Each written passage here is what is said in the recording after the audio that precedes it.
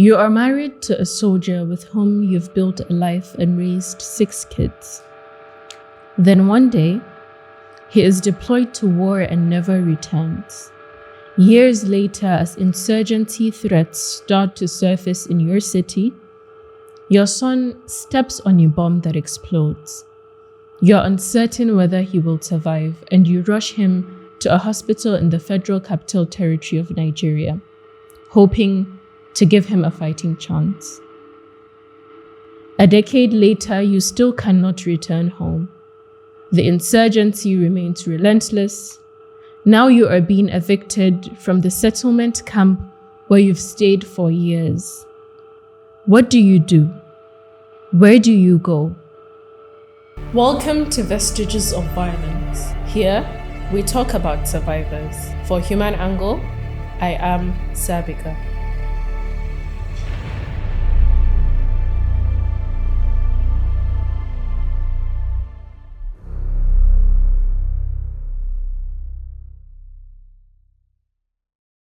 Liatu Ayuba was 34 years old when she lost her husband, whom she had been married to for 15 years.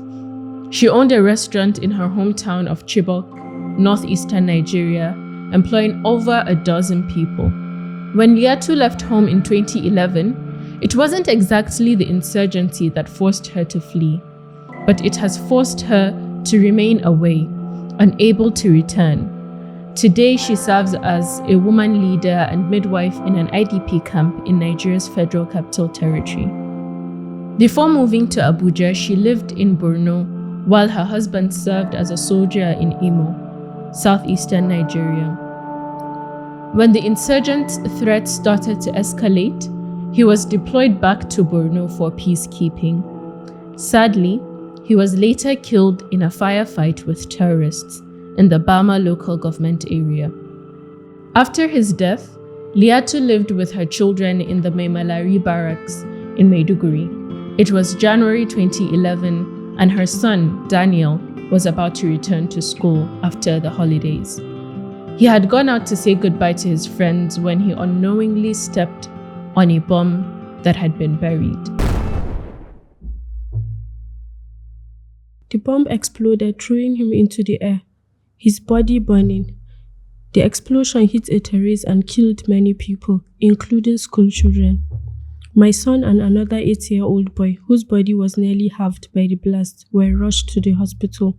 He was taken to the Maiduguri Teaching Hospital, where doctors worked tirelessly, but his burns became infected.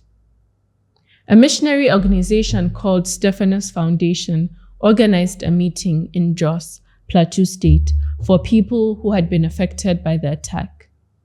Those who lost their husbands and others like Liatu, whose children were injured.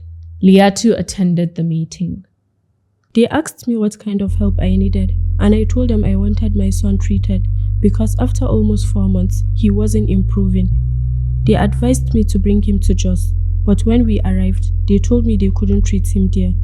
We were then referred to the University of Abuja Teaching Hospital in Gwagwalada. The foundation covered all medical expenses and provided everything needed for Daniel's care. The burnt skin on his body was removed and replaced with skin grafts, and his fractures were corrected. He underwent treatment for 2 years, followed by 1 year of follow-up visits. Daniel eventually recovered. More than a decade later, he is now married and working as a driver in Lagos. This treatment is why I came to Abuja. When I arrived, we were taken straight to the hospital. After being discharged, the missionaries found a house for us in Kabusa before we moved to this IDP camp. However, that chapter of survival was just one among many. Over the years, Liatu has suffered loss after loss. Her younger brother, who had been supporting the family from the United Kingdom, was murdered by Boko Haram while visiting Nigeria. Her 27-year-old son was poisoned and found dead in 2019, and the culprits are still unknown. Then, her 4-year-old granddaughter suddenly died after a seizure last year. The camp where Liatu now lives was established in 2014. Back then, aid was plentiful. Bags of rice during Ramadan, the Muslim fasting period, a functioning and stocked clinic, and vocational training for women and youth. Today, much of that support has dried up. Government aid has been sparse, and NGOs are stretched thin. The challenges are numerous: flooded tents, lack of proper toilets, and little to no formal education. The land they occupy is privately owned property, and they constantly face a threat of eviction. This faith in divine presence is what strengthens her. When her son lay, half his body burnt and unrecognizable, she never thought he would survive. But he did.